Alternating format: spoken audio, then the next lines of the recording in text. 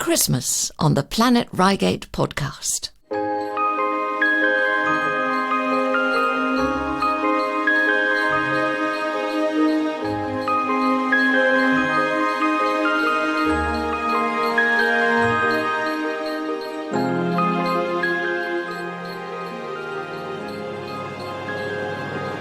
This is the Planet Reigate podcast and our second special episode over the Christmas New Year period. I'm backstage at the Beauty and the Beast pantomime in Redhill's Memorial Park. Now, I'm recording this before the pantomime actually gets underway, so it's in fact the very last day of November. In last week's programme, you heard me talk about the lead-up to putting the pantomime on stage, and we heard from the head of leisure at the council, the leader of the council, and also a pantomime expert, and people describing the big top here, because obviously it's all quite unusual.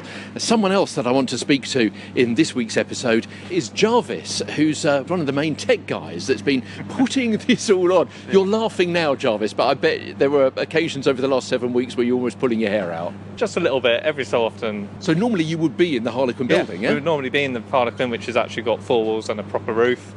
And lots of power. This year has been really an interesting project. It's certainly given us some new challenges, especially on the power front, where we went through so many different scenarios of how to do it. I've given up this year on working out statistics on power, where normally, just for a bit of a laugh, I give statistics to our comms team and the staff of what we've used, especially in how much cable we used. This year I've slightly changed that, where we haven't gone for length, I've gone for weight, where I ended up ordering 3.5 tons of cable.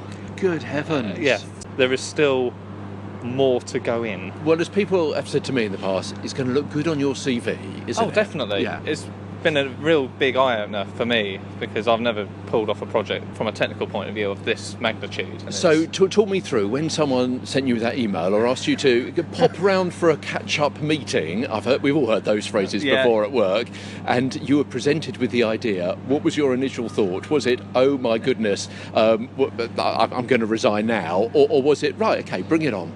It was more of a case of bring it on. I like a challenge. It's had its ups and downs, but the challenges have all been pretty much overcome. The biggest challenge this year was not only was the power, but it was also the rigging side.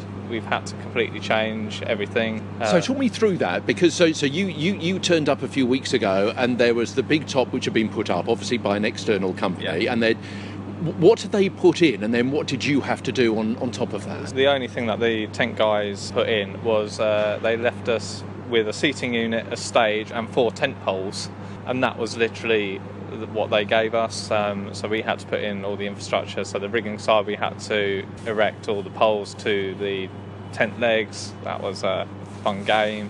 Myself and my colleague Ben ended up having to climb the towers, which was rather fun, but not so fun when it got cold, because the metalwork just it just sticks to your hands, doesn't it? It stuck to our hands, and it was a monumental effort, but we managed to get it in, and everything works. And then presumably you're keeping on thinking, hold on, we hadn't remembered that bit, because you've obviously got the heating and the lighting and the sound rigs and things like that, but there must be some other things that, hold on, oh gosh, yes, of course we need that too.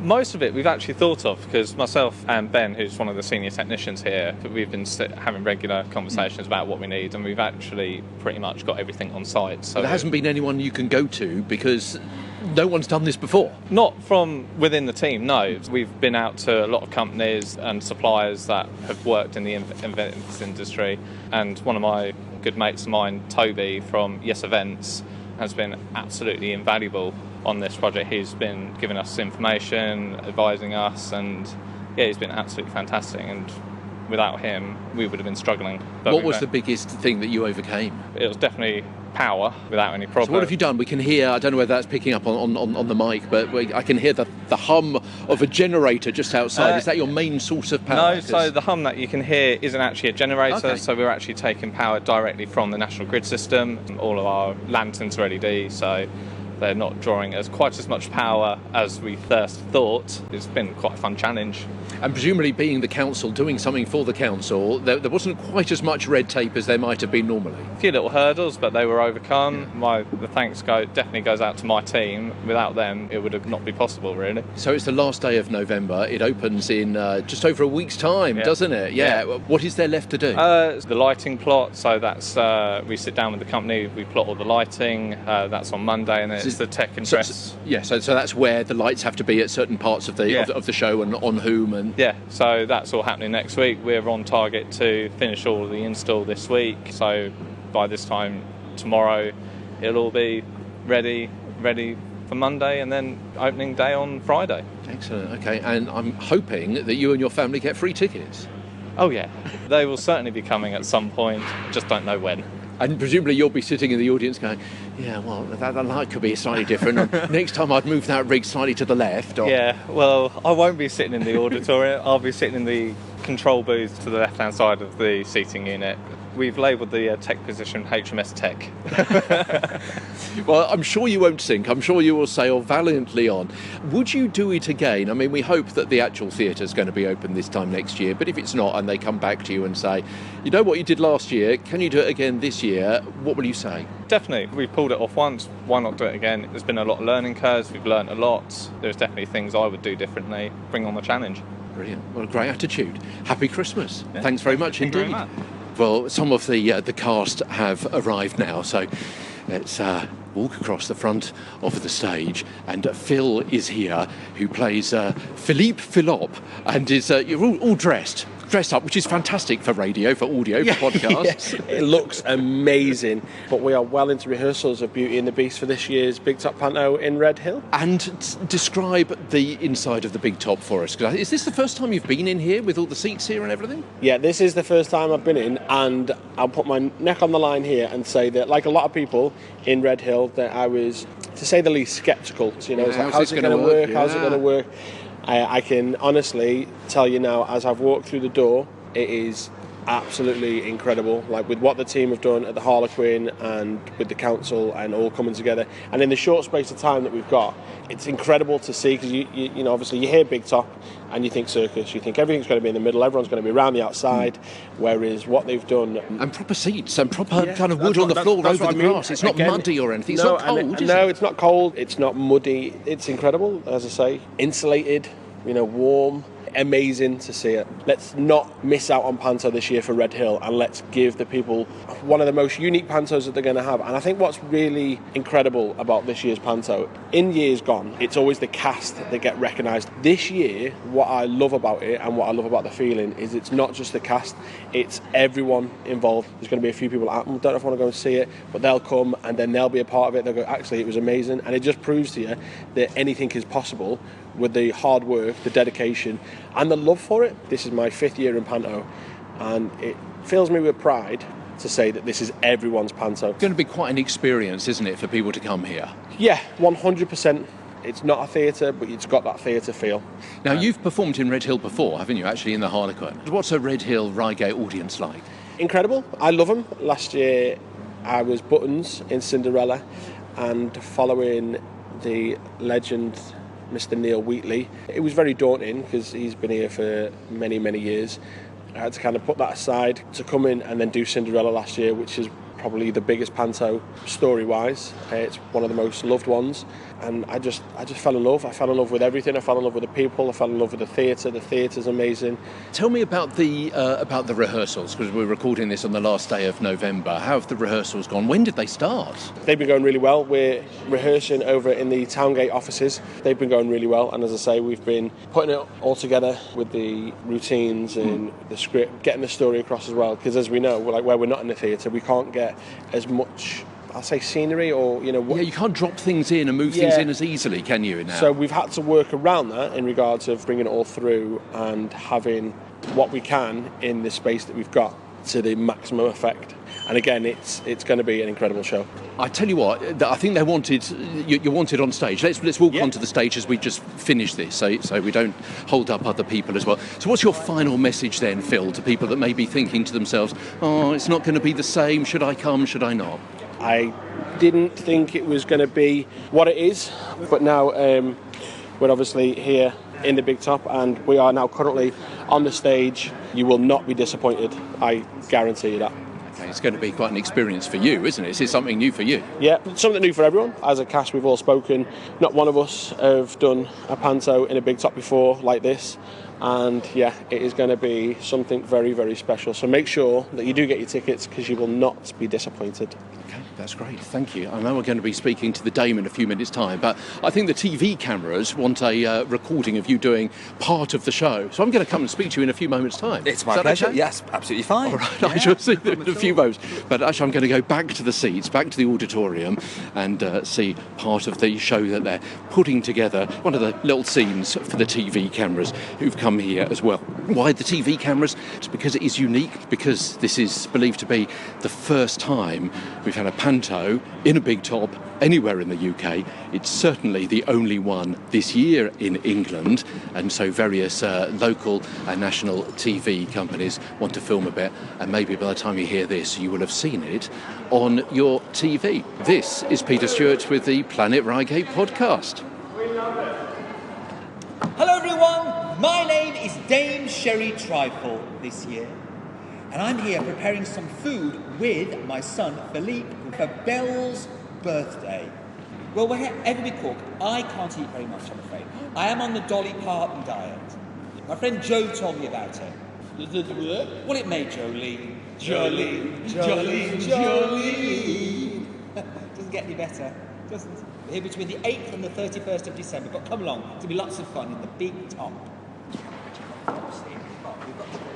So you heard Phil there, and also another person that you heard was Simon, Dame Cheri Trifle, who I'm now just trying to catch up with this because he's left the stage, and Simon is here with me now. Hello. Hello. So this looks fantastic. Thank your you, outfit. Sir. Thank you very much. Describe what it is you're wearing for us. So it's my tricolore, really. It's a very French coloured. Because it's a French fairy tale, it's isn't a French it? fairy tale. Yeah. It absolutely is. Yeah, this is my opening costume that I'm wearing today. It has a kind of French flair to it, which she does actually. Madame Cheri Trifle is she's a lot of fun. You'll have a lot of fun with her this year, and she has lots of things to do, and it's a nice role, and the costumes are coming together well. I heard you a little bit earlier on when you came into the big top. You haven't been in here before today. It's my first time. What do you make of it? I'm absolutely blown away.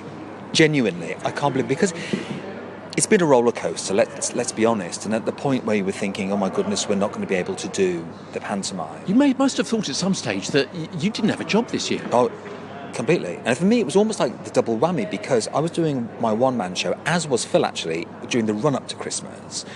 We were booked in October time, and this all happened with the rack and with the concrete. And then initially shows were cancelled for a week while they did some pre-checking, and then my show was the second week. Mine was cancelled. So you think, obviously there's all of that sort of loss there. And then you think, oh my goodness, what's going to happen with pantomime? So then the theatre was closed till the 20th of October, and we were told that we would know by then what was happening. So, your head is spinning, thinking, oh my goodness, am I going to lose panto and all of that kind of thing? And then by about the 17th, the team, who I'm in awe of, I mean, we have an amazing team. They're like family to me, because I've worked with them for so long and I love them all dearly.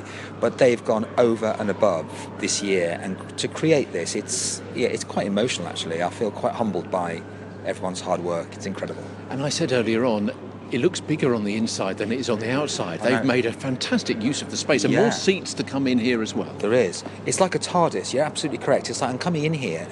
It's a theatre space. It's not, obviously it's a big top, but the seating, the raked seating, the warmth, I think people are going to have an amazing experience. It's not going to be what they expect. They're going to have all the comforts of the theatre in a big top. What are the challenges for you? Because as far as the stagecraft goes, you can't change the scenes as often. Yes. The wings at the moment we can still see. I don't know whether there's going to be a curtain in front of them. So there are going to be some challenges. Presumably your dressing area is well behind. It's in a separate tent outside, isn't it? So looking at the plans, I haven't been back there yet, but on the plans I've seen... Should we go? Yeah, let's go. Shall we go? Let's just It's actually the first time for me too. And so we're going down this sort of like walkway tunnel. So we've got steps here onto the stage, which is great. But there are two big tents at the back of the main auditorium tent, which we're going into now, which is, oh my goodness, it's enormous. So yeah, this is our area, which is incredible. It's huge. This is like a kind of huge marquee that you might find at a kind of conference centre, isn't it? This is huge. It is something like an exhibition centre or something. Absolutely. It's massive, but like we've got this kind of green room, because obviously in the theatre we've got our green room where we can sit on sofas and everything. We've got all of that here, and there'll be dressing spaces. This is going to work a treat. And there are gazebos inside, or tents within this tent. Yeah. So presumably these are going to be like the dressing areas for different cast members. Obviously you've got the main cast, but also you've got the chorus and so on. And just peeping inside here, this is where the makeup, I guess, is going to be done. There's going to be makeup, and also bearing in mind that we've got juveniles as well, so they have to have their areas. But it's so well done because, like you say, everything is cordoned off brilliantly. I'm very impressed. And you're going to have a kind of green room, as you say, a bit of refreshment teas and coffees and stuff to keep you going. Yes, absolutely. And quick change area, I guess that's going to be there. Yes, it's impressive. I'm really impressed. And as far as the actual staging goes, what kind of issues are you going to have to work around for that? Well, like you absolutely said, the biggest thing this year is that we won't have cloths flying in, we won't have curtains, gauzes, that kind of so you can't bring a curtain down to place something in front of it while you change a scene behind. No. So basically the audience, it will be an immersive experience that the audience will see everything. But what's clever is the stage crew are going to be costumed, so the stage crew will alter bits of scenery, etc. around. The thing that's hit me today coming in was I was initially told that the staging was going to be, scenically, was going to be more minimal. I know that the team went back and PHA, our producers, gave a lot of thought to making it a proper scenic experience, and it is. I mean, walking in today, we've got a full set, we've got everything there, and it will just be cleverly turned around. So the turrets and things will all move and turn, so it'll be like you are in the town, in the castle, and it's going to work a treat. I'm so excited. So the scene shifters are almost part of the pantomime itself. Is that what you're saying? They're not coming on in black or anything like that. That's Andrew Linford, our brilliant director, who makes amazing magic. I mean, people who saw Cinderella last year, that certainly is one of the best Cinderellas I've done. It was absolutely brilliant.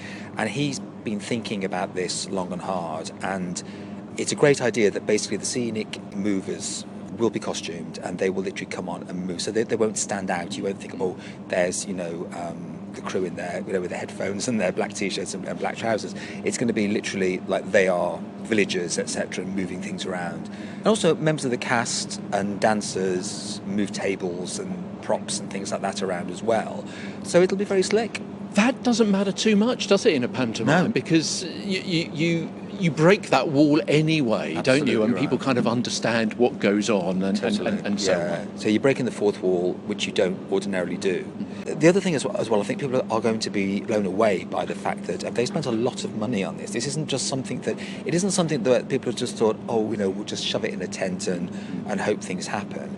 Obviously, there's a lot of thought anyway on a pantomime. I mean, for me as Dame, and coming back, this is my 10th year, so every year it's important to me that she looks right, the costumes are right. It is like a year-long process. So all of that was ready, but then you just think, how much of that am I actually going to be able to utilise? Am I going to have to make some allowances and some changes because of scenic requirements or, what we can actually do up there? But coming in today, I've no worries. I'm actually really excited. It's something completely new. And proper floors. You're not walking on grass and proper toilets and seats. Let's move back into the main top because it's a bit warmer. It has to be said out there. They haven't got the heating around the back here because no one is essentially here at the moment. Simon, tell me about how a Reigate Redhill audience is going to react to this pantomime this year. Well, I think that there's a lot of excitement already. I mean, there's a general buzz around Redhill and Reigate at the moment because it's new, and I know that all the children are really excited because it's a circus experience, the whole big top thing as well, and friends I've spoken to as well, there's no negativity around it, so everyone's like, oh my goodness, how amazing is that, because we've got this very unique one-off pantomime. So I reckon that people who may have said to themselves, oh, I've been to the Harlequin for pantos for the last 5 years, I don't need to go again, actually may be encouraged to come because it's I would come. a new experience. It's a new experience, and I think people are going to be blown away. I mean, now we're going on to the stage now. You can see as we're walking through, here's the library, the Beast Library. It is enormous, and these enormous great turrets. I mean, this set is gargantuan. It's absolutely massive. And of course, you've got another problem, haven't you? Because, of course, the staging is towards one end of a big top, and imagine a big top, it's got sloping roofs. You're not in the highest part of the big top, because obviously that's the middle. That's right. So you've got a sloping roof to deal with for the lighting and for the stage sets. In this configuration, it almost helps, because a theatre, if you think of an auditorium in a theatre, invariably it all focuses on the stage, is what I mean. So in some theatres, it does naturally slope and have that incline going down to the stage. So I think it works, and also sound-wise, I mean, if it's contained here, then everything will go out and up and fill that big space. So I think they've got it just right. I think they've got it bang on. Obviously, we're standing on stage now. These turrets are absolutely enormous, and these turn. So you can see, like, just inside this one turret we're on here on the right-hand side of the stage, within it there are elements that will flip out, so we can see the library. The famous scene with Belle and the Beast, all the library and the library books, and there's this huge great library scene that comes as this rotates around, and this will all move down, and so it's going to be quite immersive. It's going to be very exciting. The designers had to be very creative, even more so than a traditional theatre, and I appreciate every stage is slightly different in size and shape and so on, but this is different again. It's completely different again, because obviously the Harlequin, you know your dimensions, you know what you've got, your heights, etc., and your widths, whereas here, you're right, it's filling a space, and it looks great. And performing on stage, as you say, you've been at the Harlequin for so many years, you know almost innately how many steps from here to there and where someone is going to be coming on from. Absolutely. But here is going to be slightly different. It's very different. That's a really good point. So obviously I've done 10 years, this is my 10th year at the Harlequin this year. I've done 40 pantos. So that's absolutely correct what you say. Like, for instance, for me, it's from the wing to the centre of the stage, because a lot of the time as Dem, obviously you're working centre. So it's a shorter walk in some theatres to others. Like if you're on Manchester Palace stage or Sunderland Empire, it's quite a lot of walks, steps to get to the centre. And that's all timing for jokes and for music and 100%. Dances and everything, isn't it? 100%. And also for you, because you obviously have to hit the centre, hit your mark and deliver. You can't be making the journey and half talking, because it weakens the entrance. So it's all that geography, which is new, but it keeps you on your toes. It's actually quite exciting. Yeah, absolutely. What does it mean for Panto, for the town, for the Harlequin itself, financially as well as theatrically? It's huge. Panto, for many, many theatres, is the money-making show of the year. There's a lot of revenue there, and I'm just glad for the theatre that they've not lost that. I equally appreciate the huge role that the powers that be, the council, etc., have made, and I'm so grateful to them to actually stage it. And I know that there have been obviously extra expenditure for them. Something like this just doesn't happen overnight. It comes with a cost and a workload, but it's very important to the community spirit. Pantomime's unique because it's the time of the year where everyone comes together for the pantomime. Mum, dad, nan, granddad, aunts and uncles, whatever the configuration is. During the year, people who like theatre will go and see shows, but this is where everyone goes, and it's part of the Christmas tradition. And also perhaps the first time, it's a cliche, but it's nonetheless true, the first time that a lot of kids will experience live theatre. 100%. It was for me. That's where my love of theatre came from, was from seeing pantomime. And the audience participation as well. 100%. I guess there might even be a little part of you that says, I wouldn't mind if we're here again next year in 2024. Oh no, I'm committed. I'm totally committed. I'm totally committed to Redhill and the Panto, because I love it here. I love the people, I love the audiences, and that's why in all the years I've done Panto, I've never done a residency. I've gone back to theatres, but maybe 4 years down the line or whatever, but to come back, and now I know people. I've seen people every year, people come and see the show, come see me. I love it because also in an area like this, which is very rich in pantomime, everybody has their choice of which box office they put their money over, and it makes me really happy that people want to come back and they get to know you and they get to know what the pantomime is. So that's it's a really important part of my year. So do you have your specific fans that come back just to see you and the team that you have worked with before? They Yes. are welcoming you back specifically. Totally, and I've got people who've been following me for a long time as well. So bearing in mind, there are people who now come to Redhill that maybe saw me in Manchester years ago, or other venues, or Croydon. I did lots of shows in Croydon. So actually, when the Fairfields was closed a few years ago, when we had advertised on buses, people saw the buses in the Croydon area and said, "Oh my God, we'll go and see Si in Redhill." So we did get that. That influx of people coming over, which I love. I love that because, I don't take it for granted because, like I say, it is people's choice, and I love it. I love to hear from people and see people and know that they've had a good time. It just means the world to me. So. It's a tough job, isn't it, doing Panto? I did Panto. I was a celebrity once upon a time. I know it might be hard to believe, and I was with Pippa and Michael from Home and Away at the Assembly Rooms in Tunbridge Wells. Oh my goodness, I've done Tunbridge Wells. I did. How amazing is that? Yeah, it is quite tough. I only had a small part. Insert Panto gag there. But it's still it's an experience. It's hard work. It's 2 or 3 shows a day, isn't it, for several weeks. Totally. It's a lot of concentration. Physically, it's quite demanding too, as well as vocally. It really is, and that's the thing for me. It's like a workout, because I find that in a show I can change anything from 8, 10, 12 costumes, whatever the subject is. So it basically is a case of being show fit. It is demanding